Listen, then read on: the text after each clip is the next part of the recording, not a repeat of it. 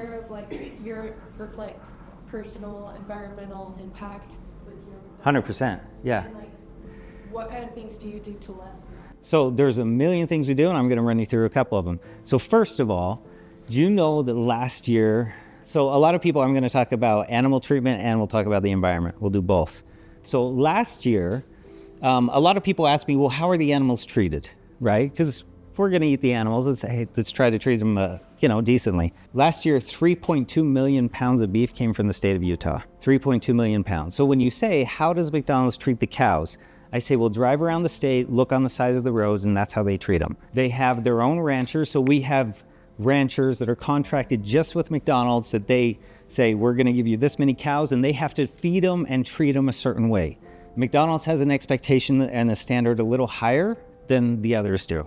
And so the same thing when the meat goes to get processed and everything, they have to do it the McDonald's way. They can't just do it the way that they want. So there's that. We also did 3 million pounds of cheese. All of our cheese is from Cache Valley. And then I would like to say, well, right now we all use plastic cups. We use plastic cups. Went away from styrofoam and paper cups because the plastic cups are recyclable. All of our bags are recycled. We've even done as little things as, there used to be a McFlurry spoon. Do you guys remember the clear spoon that would go in and it would mix the McFlurry? And then you would keep it with the spoon. So now we use a reusable spoon and we give you a spoon with a bag around it, but it is less waste, less materials that get put. So in any situation, there's always going to be something. Like our oils that we use to cook in, 100% recycled. We recycle them. They're fresh when we buy them and then we recycle them. In a lot of places, there are recycled centers, but honestly, when I look at recycling centers and what they use and how they actually recycle, I don't actually believe there's a benefit to the environment. Because most of them, the amount of energy and effort it takes to recycle doesn't compensate for the creation of reusing that package. And so therefore, you're using more resources to create the packaging. So how is that going to be better for the environment when you're using more resources to now recreate? Besides that, we have cage-free eggs. We were the first. We committed to having it done by 2018, something like that. But we were the first, and we did it early. We are one of the only restaurants that actually use fresh cracked eggs every day. We have a bunch of LEED certified buildings. So if you look at LEED is a energy efficiency standard created, I believe, by the EPA or somewhere in the United States, LEED, and basically it says you have to use this much efficiency with everything you do.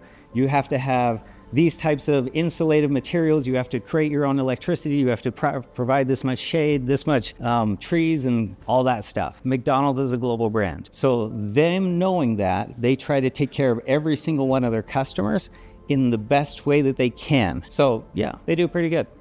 Yeah, I just was curious how much like effort people put into making sure it's like environmentally friendly. It's pretty dang good. So in the beginning, we also used to have styrofoam like boxes for everything, like for Big Macs and quarter pounders and stuff like that. And we've done everything as we could to still make it fast and efficient, but yet less harmful. So how do you separate the business side of your life with your personal and like family side of your life? There's no separation. No separation at all?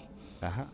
So, and that's the thing that's interesting is I don't consider McDonald's as a job. I consider it as a part of it is my lifestyle. Meaning, I have people working for me 24/7. So I'm available 24/7. There are things I promised McDonald's I would give my full-time and best efforts.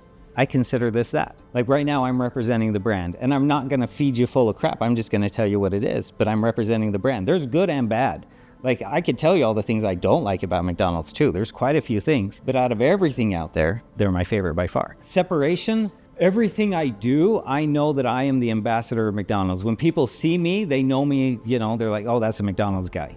So when I see Chris, first time I saw him, he knew that I had kids that played soccer and I was the McDonald's guy, right? That was probably it. And then he learned my name and then he's like, started to learn about it, but that's the way it is. So everything I do represents that. And then the same thing religiously. I know that everything I do represents who I am on the religious side and the family side and so on.